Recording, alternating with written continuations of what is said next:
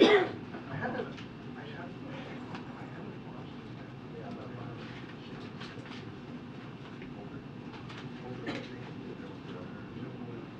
it could be.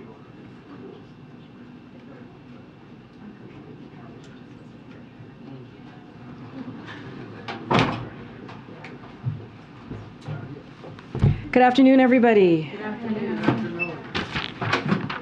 And welcome back to those who traveled abroad with us. Good to see everyone. Okay, I just have a few things at the top before we get started. I know you all saw President Biden's meeting with business and labor leaders this afternoon, where they discussed the progress we have made building on an economy from the bottom up and the middle out, and giving Americans across the country more breathing room.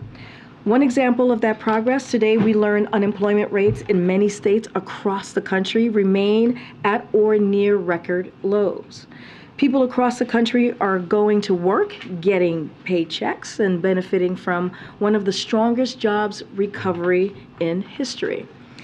Our labor market, consumer spending, and business investment all remain remarkably strong. And as the president's economic agenda takes hold, we continue to see historic new investments in America practically every week, from chips to clean energy. America is on its way to leading the world again by rebuilding our infrastructure, supply chains, and manufacturing here at home. On another topic, the president, as you know, has taken great pride in making sure that his administration looks like America. And now that we have a little clearer picture of last week's election results, we wanted to highlight how Americans turned out to elect a few diverse and historic public servants to represent them at every level of government. Here are just a few, if you just hold on here, I'll go through them.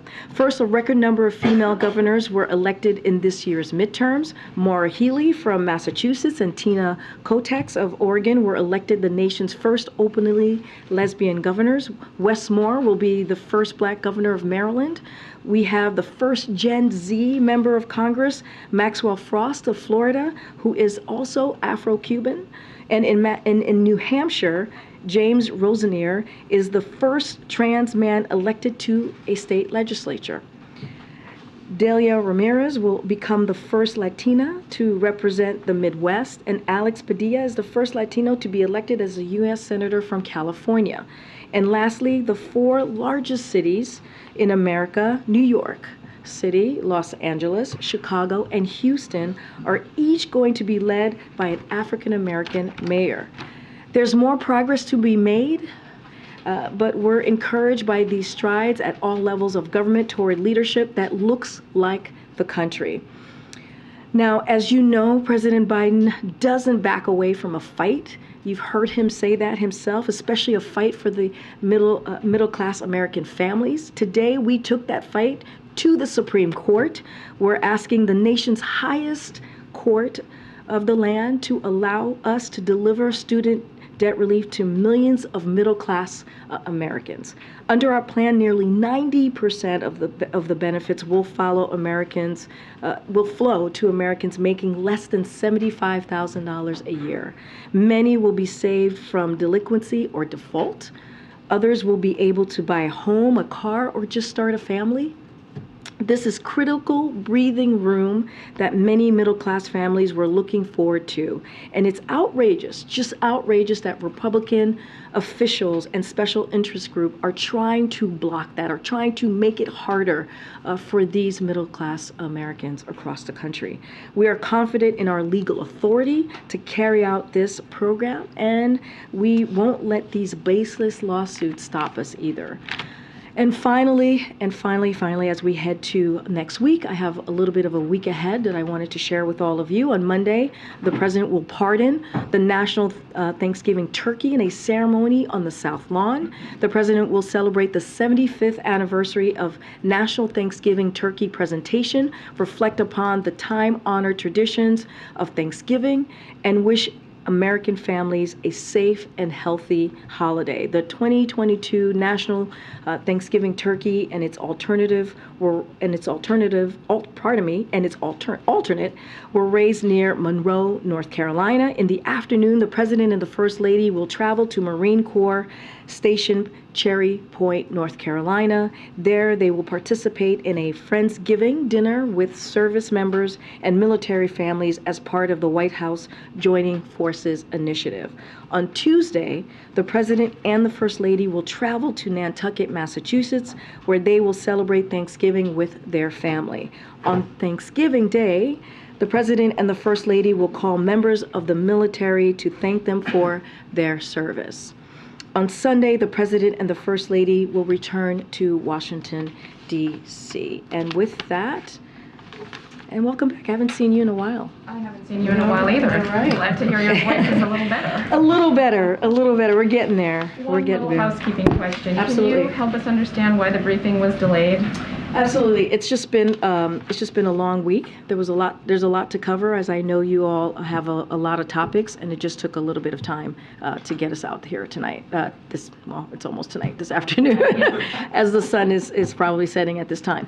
But no big reason. There's just a lot going on today. Okay. Was the President aware of the Attorney General's decision to name a special counsel to oversee the investigations into former President Trump, and is there any reaction from him to that decision? So just first, I can just tell you, no, he was not aware. We were not aware. As you know, the Department of Justice makes decisions about its criminal investigation independently. We are not involved. We have not been aware about this particular investigation or any criminal investigation. I would refer you to the Department of Justice on any questions on this. But again, we were not given advance notice. We were not aware of this investigation. Any reaction from the President?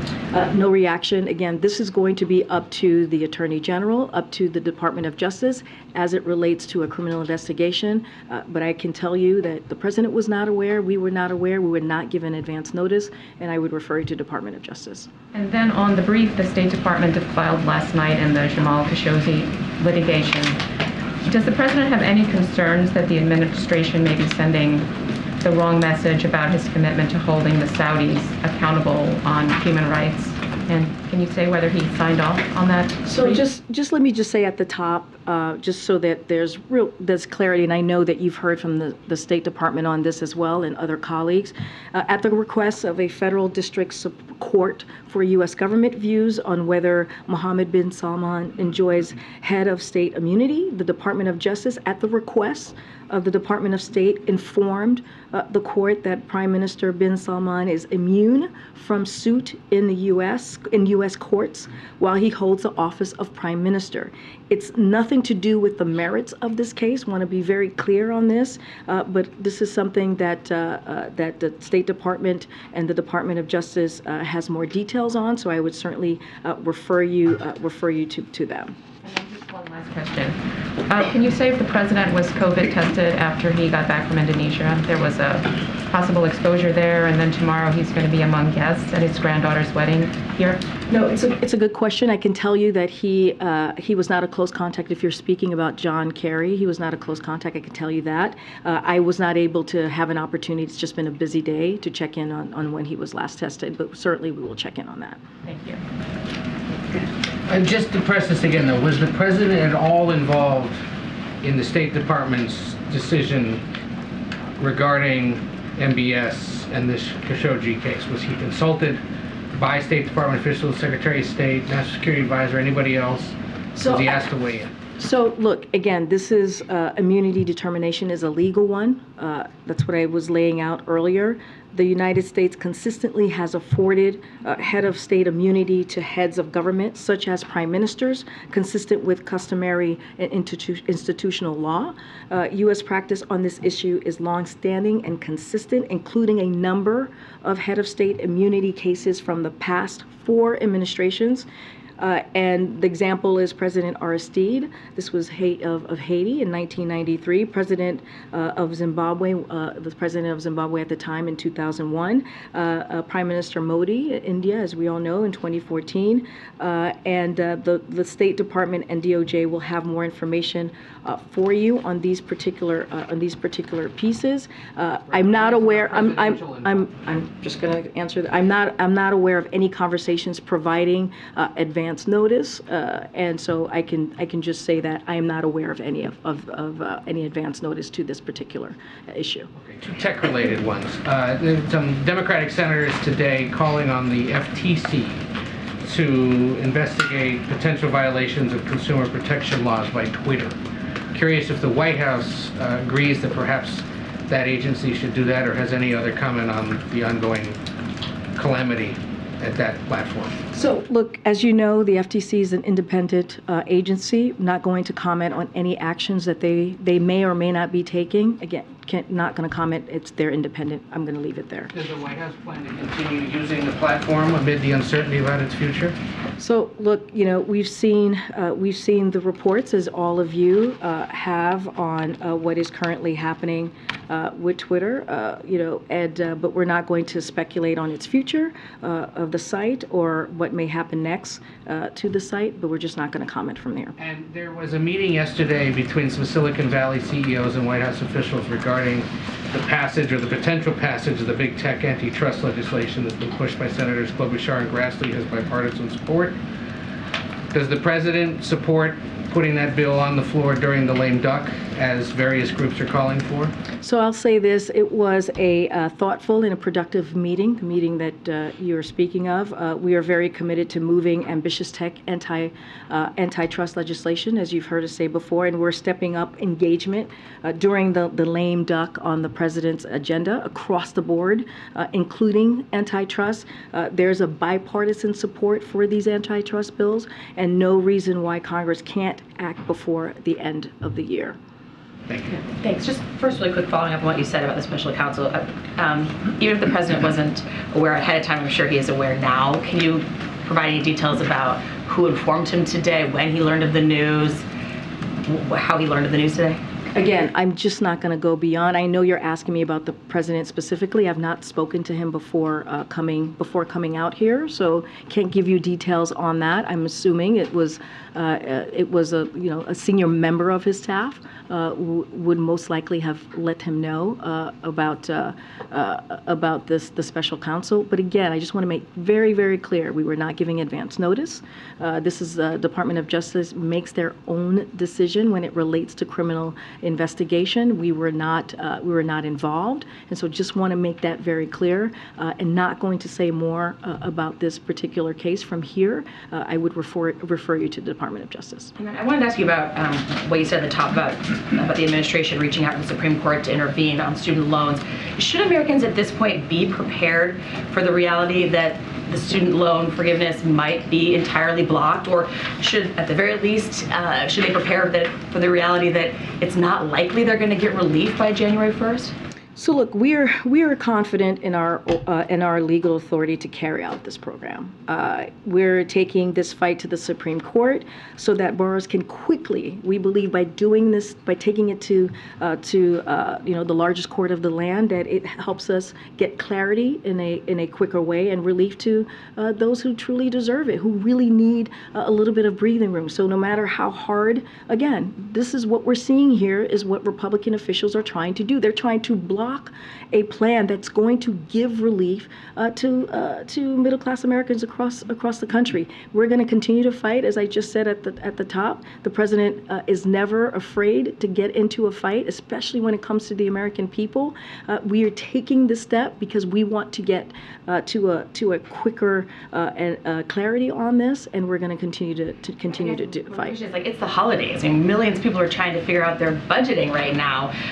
Should there be an extension extension of the moratorium? Has there been a decision on that? Or what would your advice be to a borrower that's not sure what's going to happen? And that's why we're calling out Republican officials. You're exactly right. Millions of Americans are trying to figure out their budget. Millions of Americans are sitting around the kitchen table trying to figure out how are they going to pay for critical items that matter to their family. This is why the president actually took the step to give relief to the American people. Look, we're examining, to your question about the potential pause, we're examining all options to provide middle-class families a little extra breathing room, as you hear the president say, as they continue to recover from the pandemic. But it's clear, we are confident in our legal authority to provide relief to student borrowers, and the president won't stop fighting for them. Again, we are just not going to walk away from it. This is why we're taking this to the Supreme Court. I can just ask one more about this weekend.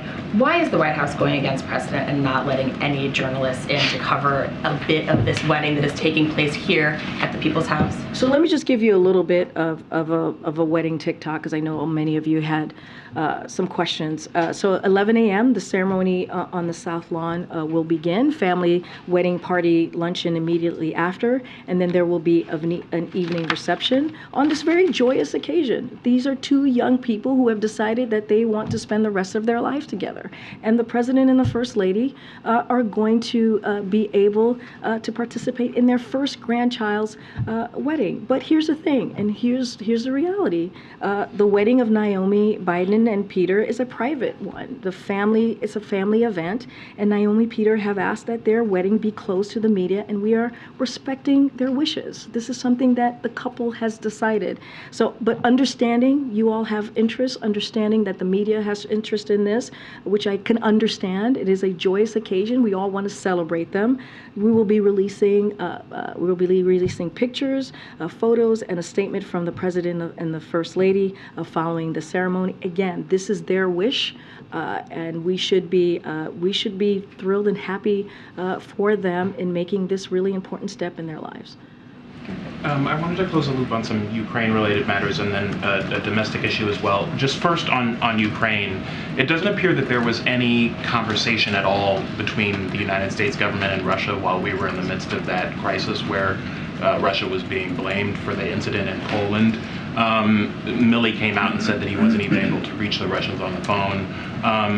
What should the Americans take away from that as far as our preparedness for a nuclear standoff with Russia if we can't even get them on the phone in moments of crisis? So look, we've always been very clear here as you speak about as you ask a question about a nuclear standoff in your words, but we've been clear from the outset that Russia's comments about the potential use of nuclear weapons are deeply concerning, and we take them seriously.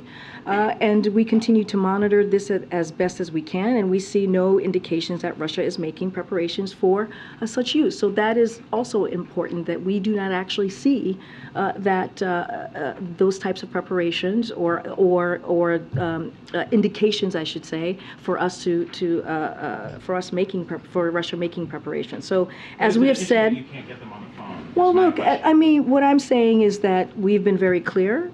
We've been very clear in public. We've been clear in other conversations. You've heard Jake Sullivan said that he's been in touch in the past with his counterpart about this particular issue. We've been very clear. We're not going to lay out in public what those conversations were, but we've been very clear that this would be catastrophic, and there would be consequences. The president has made clear over and over again on this particular issue. But I think what you should take, honestly, from what you saw that morning, overnight, as you all know, there was an explosion in Poland. What you saw this president do is bring leaders from 11 countries to hold a meeting. He did that in about 55 minutes. He brought leaders. Some of your colleagues were in the room, were able to be there for a pool spray and capture that moment. And this is what this president was able to do. This is because of his leadership globally. And you saw him do that at G20. You saw his leadership there. They were very, and those leaders were very, very clear about where they were on what was occurring with Russia and Ukraine, and calling that out, and saying that what Russia was doing was inappropriate. What Russia was doing was brutal.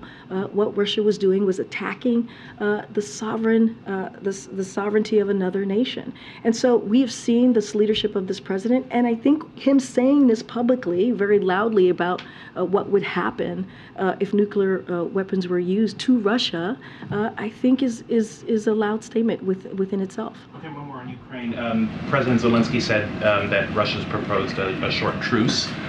Is that something that the White House has an opinion on? And also, has President Biden talked to President Zelensky about his assertions that it wasn't a Ukrainian missile involved? So let me first say this about your last question. Let me answer that first. So U.S. and Polish officials have been in touch with Ukraine to clarify the facts. Chair of Ukraine's National Security and Defense Council has said that Ukraine remains fully open to a comprehensive analysis of the situation. The party ultimately responsible for this tragic incident is Russia, which launched a barrage of missiles on Ukraine specifically intended to target civilian infrastructure.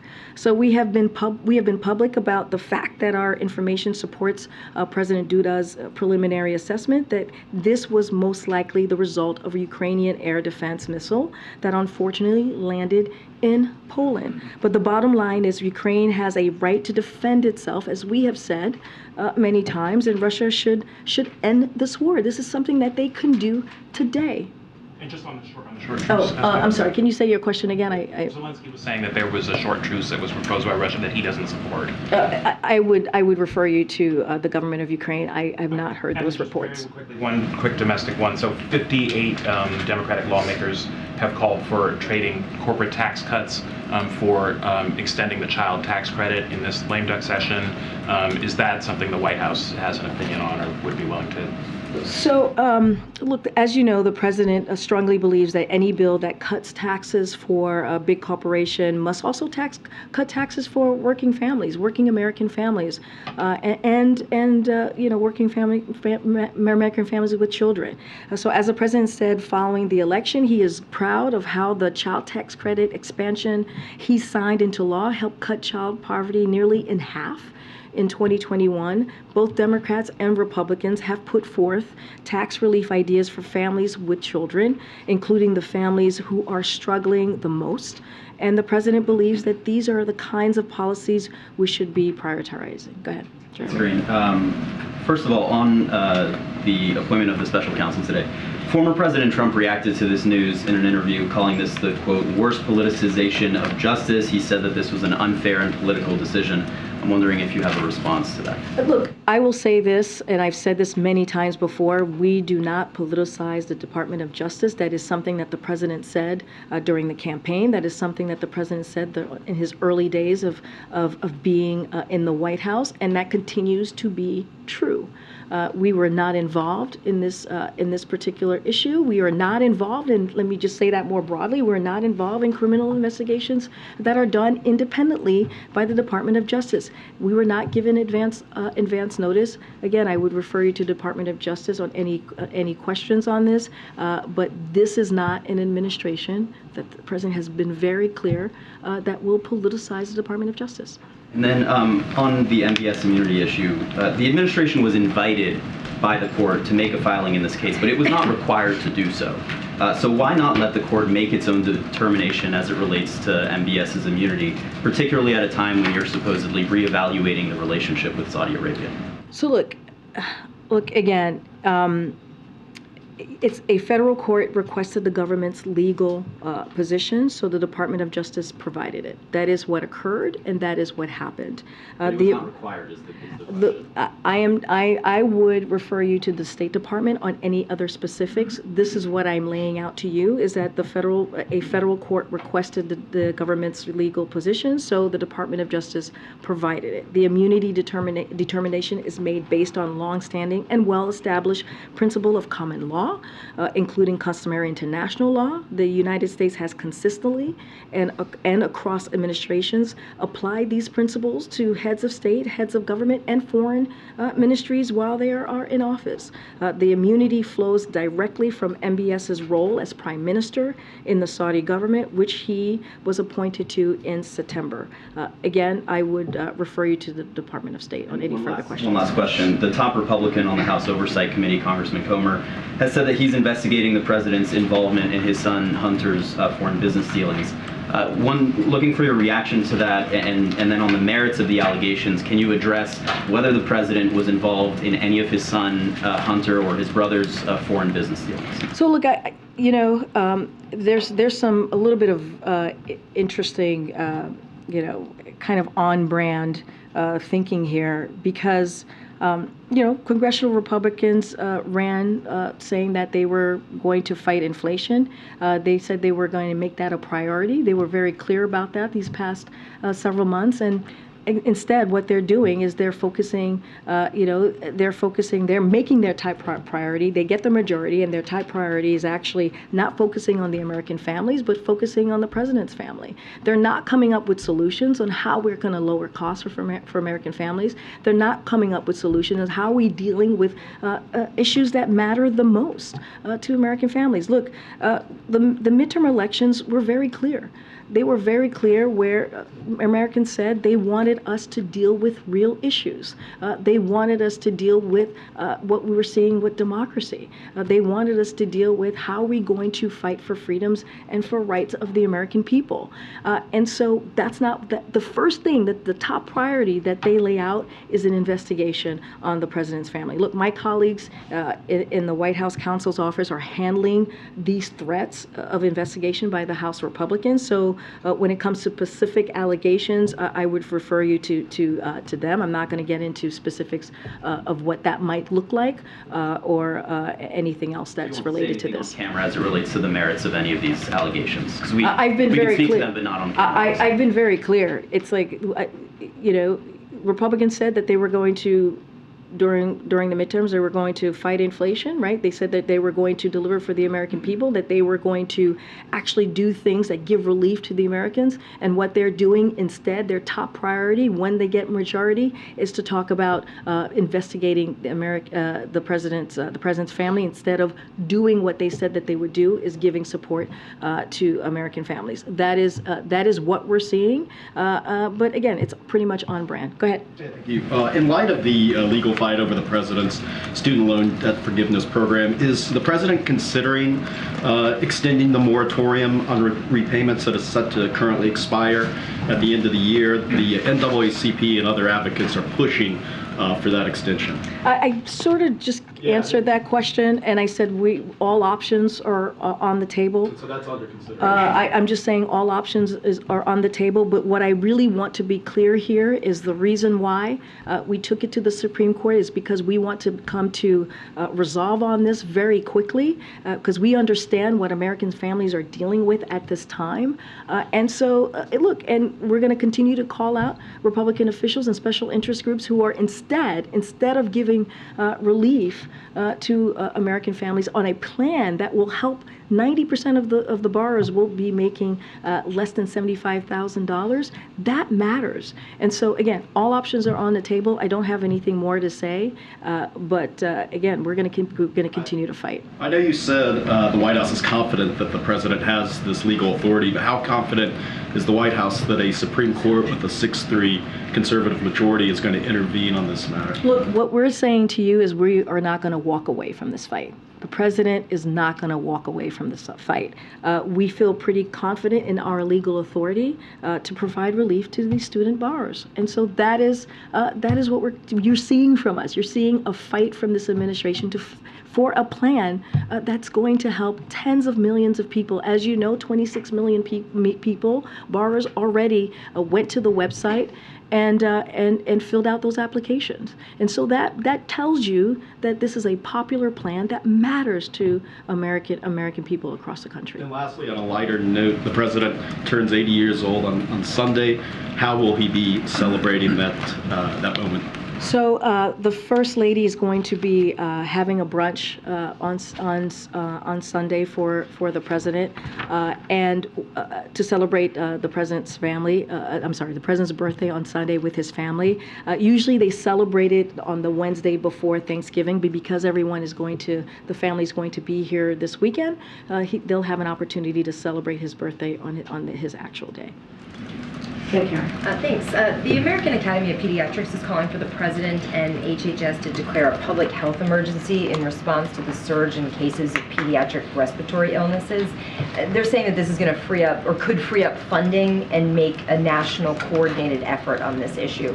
Is this something the administration is considering? So when it comes to public health emergencies, as you know, we've mentioned this before on different occasions for different issues. That declaration that comes from HHS. So the HHS secretary would determine the public health emergency. That is the case still here with the issues that you just laid out. But I do want to take a step back and talk about some of the sicknesses we're seeing right now. I'd like to make really a few points because I think it's important. First, on COVID vaccinations, we're seeing some encouraging numbers on vaccinations. Last week, we saw the most vaccinations in a week since January 2022. And this week, we saw another high number of vaccinations. At the same time, we need to continue to drive urgency around getting your updated COVID vaccine. It's our best protection for the winter. So for Americans who are watching right now, it is important. If you haven't yet, please do get your new vaccination, especially as you go into the Thanksgiving holidays and you're going to see your elderly grandparents. This is an important step to take to protect not just yourself, but them as well. Second, flu is also increasing right now. We have safe and effective flu shots, but not nearly enough Americans are stepping up to get their flu shots. On both flu and COVID, we are doing a lot of work to engage doctors and have an ad campaign in place. But this is another critical tool we must all encourage ahead of winter. Get your flu shots, folks, please. It's very important. Look, vaccines are our best tool for both of these issues when we're talking about the flu, when we're talking about COVID, and we'll all need to encourage folks to get the protection right now, today. It is important to do so. You can even get them together if you wish. You can get both shots in both arms. Go do it, please. And lastly, I want to note that HHS has been abundantly clear that it can provide resources to jurisdictions as requested.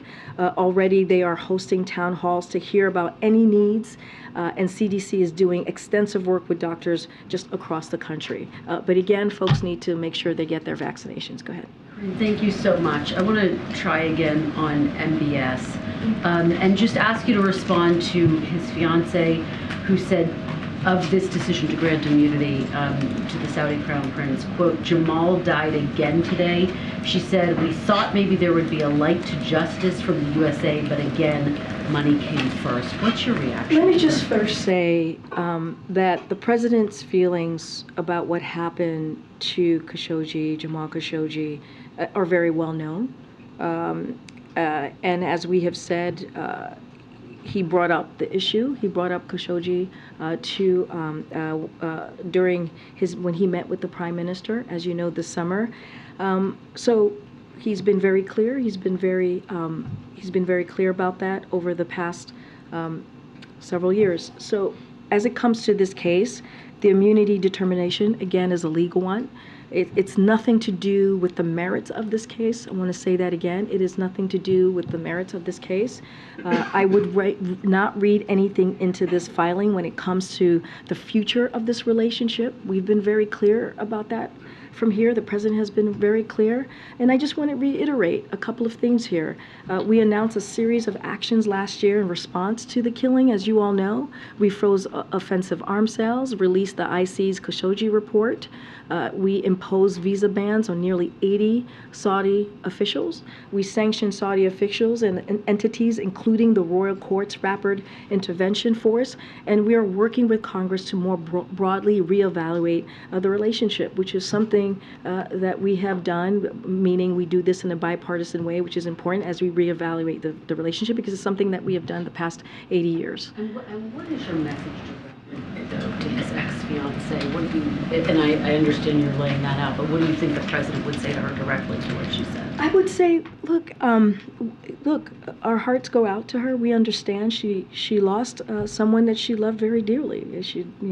We totally get that and understand. This was a legal determination. The immunity is a legal one, as I just stated. It has nothing to do with the merits of the case. Want to be very clear about that, and wouldn't read anything into the filing when it comes to the future of the relationship, which I have said we are evaluating, which you've heard from the president and which you've heard from Jake Sullivan and others in the National Security Council. And to that point, and you referenced the trip, in the wake of that trip, you were asked if the president still believes that Saudi Arabia is a pariah. At the time, you said his comments stand, and I wonder if that's still the case today in the wake of this decision. His comments stand. I'm just not going to go beyond what the president has said in the past. Try one more on the White House wedding. And as I'm filing on this wedding and previewing it for folks, I'm looking at all of this video and images that we have of Tricia Nixon's wedding, Alice Roosevelt Longworth's wedding, the Johnson family's wedding, and the historic record that now exists because the press was let in and able to get a glimpse of it. Why not just let the press in for a few minutes to have access? And again, this is a wedding that's happening here at the People's House, not at a private residence. Yes. I totally understand. It's happening at the People's House. It's a beautiful moment. It's a joyous moment between this two young couple who have decided. It is their decision. They have decided to make this wedding private. It is a family event. And we are going to respect Naomi and Peter's wishes. This is going to be, the wedding of the First Lady and the President's first grandchild, and these are their wishes. They want it to be private, and we're going to respect their wishes. We are going to provide a photo and a statement from the President and the First Lady after the wedding, and again, these are their wishes, and we're going to respect that. Okay. Thanks. Karine, Russia says it's working with the U.S. on a potential prisoner swap. Can you comment on where this stands? Could this lead to the release of Brittany Griner? Yeah, I've heard these reportings. Let me just say something at the top, because there's also been reporting about the location of Brittany Griner, so just want to get this on the record. So we're in frequent contact with Brittany Griner's team, and are aware that they were able to visit her earlier this week at IK2 in Mordovia. The administration continues to work tirelessly to secure her release. As I said, when we first learned she was moved, the president has directed the administration to prevail on her Russian captors to improve her treatment and the conditions she may be forced to endure. The U.S. government is ready to resolve the wrongful detentions of American citizens in Russia. We have made an offer, have continued to follow up on that offer, and propose alternative potential ways forward with Russians through all available channels. We hope Russia is ready to negotiate in good faith. And you've heard us say this before. The Russian government's actions have contradicted what they have said publicly.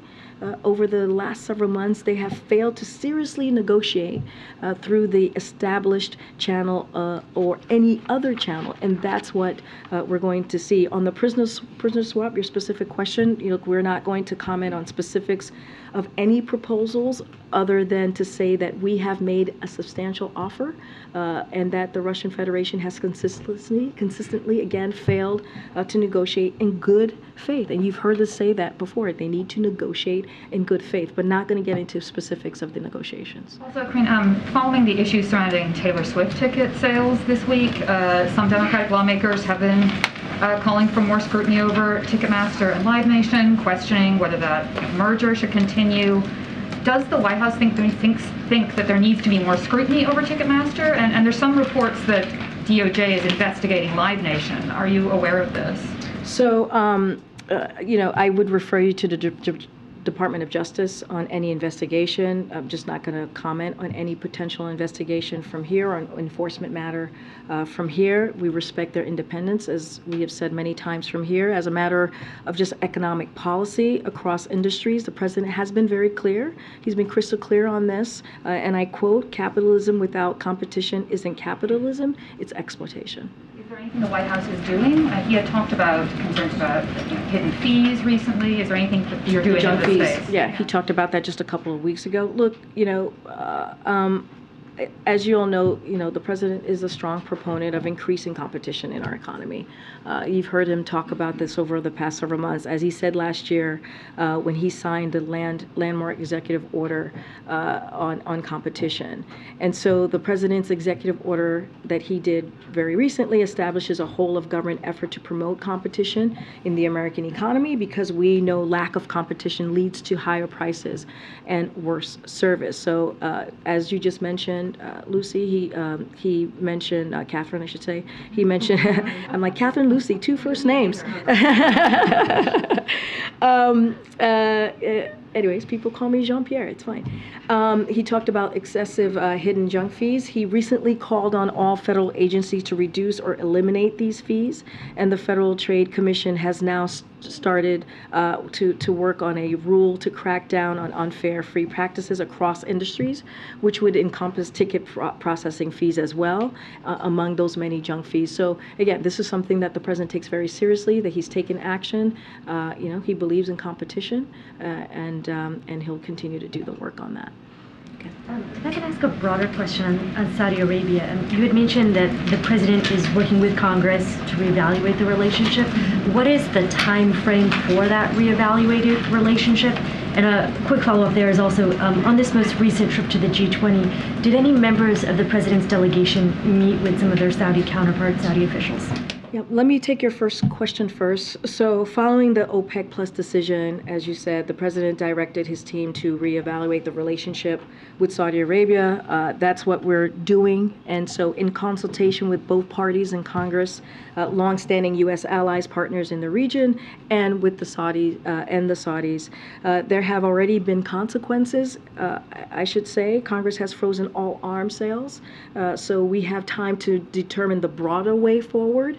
And, we have already had preliminary conversations with the Hill, and now that members of Congress are back in Washington, D.C., because as you remember, the president was waiting for Congress to come back to have a more in-depth conversation after the midterms. We're going to start picking up those conversations. I don't have a timeline for you, but we want, as I said earlier, when you look at the relationship with Saudi Arabia, it's a relationship that has been for the last 80 years. And it's always been done when we think about that relationship in a bipartisan way, and that's what the president wants to do. Again, we've had initial conversation with Congress. There has been some consequences, as I just laid out, and now that Congress is back, we'll continue to have those. We'll have those conversations a little bit more in depth, and we'll let you know when those decisions have been made. And then on the G20 trip, were there meetings with the president's delegation and Saudi officials? That's a good question. I would have to check with our national security team. I don't have any insight on that at this point. One follow-up on a domestic question here. Is the president intending to travel to Georgia to campaign for Senator Warnock? Yeah, so I want to be careful because that runoff election is covered under the Hatch Act, so I want to be really careful on how I answer this. But what I can say to you, the president wants to be as helpful as he can to Senator Warnock, and I will leave it there. Don't have anything to announce as far as any trip or plans to travel to Georgia, but again, the president wants to be as helpful as he can be. The Supreme Court filing on student loans. This is the same week that Fed Governor Christopher Waller had said that pay increases across the economy should slow because there's too much money, essentially, in the economy. Are there concerns from the administration about the inflationary effects of student loan debt forgiveness?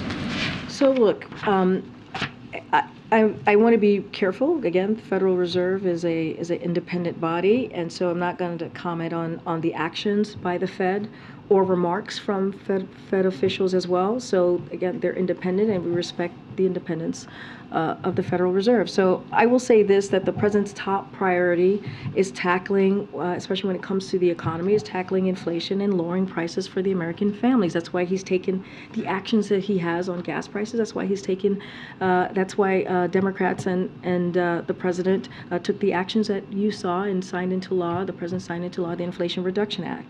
So as the president said today, this week's data shows sign of progress in lowering inflation without giving up any of the economic gains that we have seen the past 20 months. But again, when it comes to this particular federal official that you're asking about, I'm not going to comment. But again, I just laid out more broadly where we see the economic situation. Specifically on the loans, has the administration analyzed any potential inflationary effects of student loan forgiveness?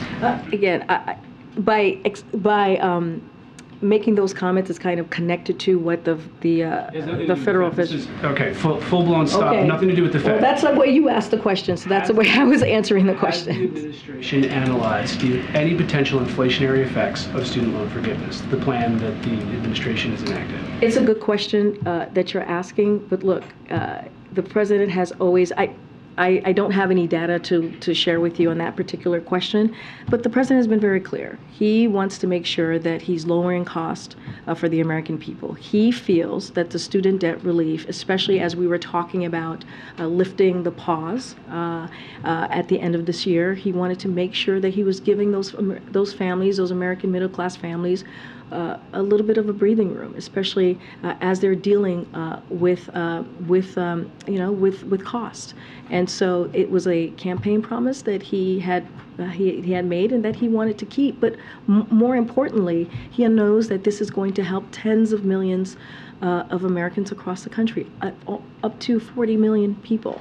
And again, this is going to give an opportunity to an American family, a middle-class family across the country, to start a family, to buy a house, and that matters. When you see a number of 26 million people who went to the website to sign up, that tells you how important this plan is. And finally, does the former president's announcement this week have any bearing on the current president's calculation in his decision as to whether he's going to run again? So again, Hatch Act, going to be very careful. You're asking me about an election that's coming up in 2024. The president has been very clear that he intends to run, and so I'm going to leave it there. Ray, can I follow up on the student debt question? Is that all right? Oh, I'm going to take one last question. Go ahead, because I've answered the student debt question multiple times today. But go ahead. Go ahead. I'm going to take your question. How about the meeting between President Biden and Prime Minister Modi of India in Bali? As you know, it was we had a successful G20 leaders summit and a strong leaders declaration. As you know, I know you follow this very closely. President Biden spoke with the Prime Minister and Indonesian President on the margins of the summit, and we issued a readout of their trilateral meeting. India played an essential role in negotiating the summit's declaration. Prime Minister Modi made clear today's era must not be of war. And that's a direct quote from the president. Among other priorities addressed, we have a path forward to addressing current food and energy security challenges while continuing our efforts to build a resilient global economy. Prime Minister Modi's relationship was critical to this outcome, and we look forward to supporting India's G20 presidency next year. We look forward to that next meeting. But we're going to get going. Thanks, everybody. Have a great weekend. Did the president speak about COVID-19 with President Xi?